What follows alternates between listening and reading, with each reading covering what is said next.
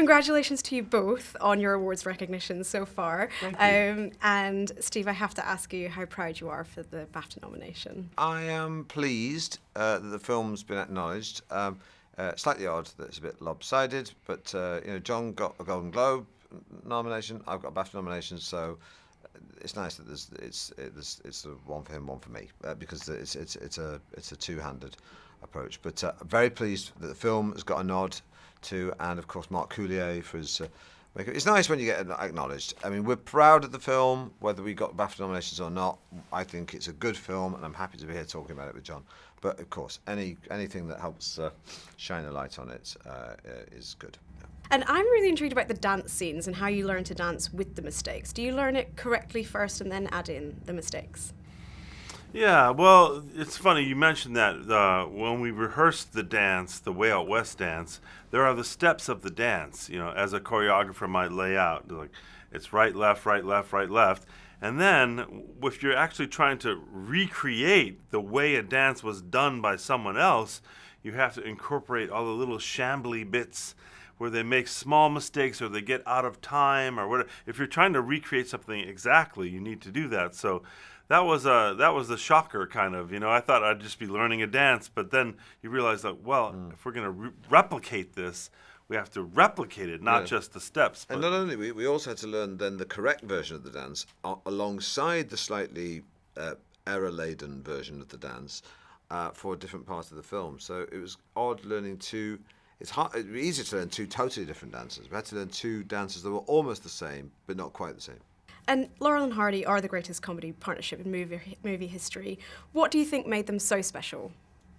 I think what made Laurel and Hardy so special as a partnership is that they never split up. They spent their entire lives, their whole careers together. Not their whole lives. They got together when they were grown men, but their entire careers that we know them for were spent together. So that makes them very special. But I also think there's an eternal quality to their humor that really sets them apart. They didn't rely on contemporary references or current jokes.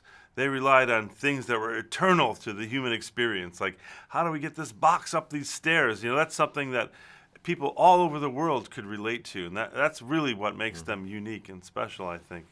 Yeah, I think they transcend fashion, and the human issues that they address are ones that will always be with us. And you filmed up in the West Midlands in the Black Country Living Museum, which is like stepping back in time.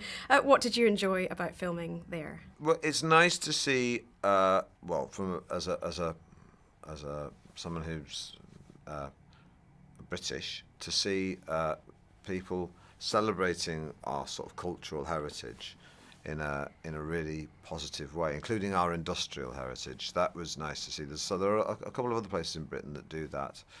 There's a place called Beamish further up north, and they do the same thing. And it's great. It's a great because it's a sort of thing. It's like a family place where you can bring children and everything. It's great to have that just as a museum. But it's great for us because it meant that we didn't have to build all these expensive sets. It meant that a film that had a limited budget looked a lot more expensive, as if they'd built everything just for Laurel and Hardy. But it's not. It's part of a lot of times when you're making a period movie, and this is a period film, takes place in 1953 for the most part. You step out of the set, and suddenly, boom!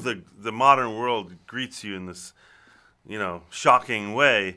It was amazing to shoot in, what was that place called? The Black Country Living Museum. So the Black Country Living Museum was a very special place to shoot because we would shoot inside, say, the interior of a fish and chip shop, and then we'd step outside. They were delicious fish and chips, by the way. They were, yeah. But when you step outside of that fish and chip shop, you're still in, another time.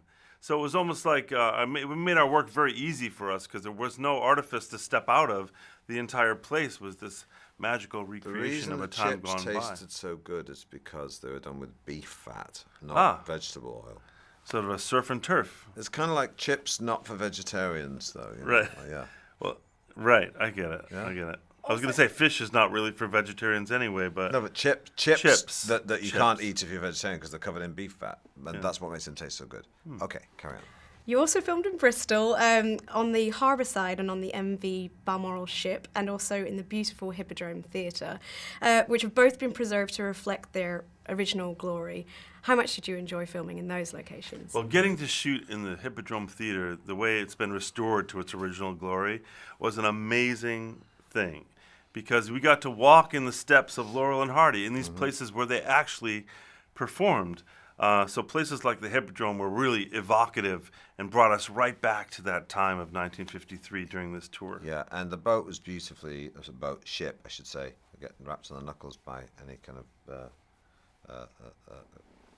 nautical person, if you heard me say that. But that was a beautiful boat ship to shoot on. And, you know, again, these people save us a lot of time and effort because they take so much care preserving these things. As regards the theatres, I have toured Britain a few times, and some of the theatres we shot in were theatres that I'd played in myself, and there's something very special about old-fashioned proscenium march music hall theatres that has never really been replicated in modern design, which creates a sort of an intimacy and a connection with the audience that seems to elude modern architects. So I always love being inside those theatres. They're very special. Steve Coogan, John C. Reilly, thank you so much. Thank you. Ladies and gentlemen, you're watching Hey You Guys!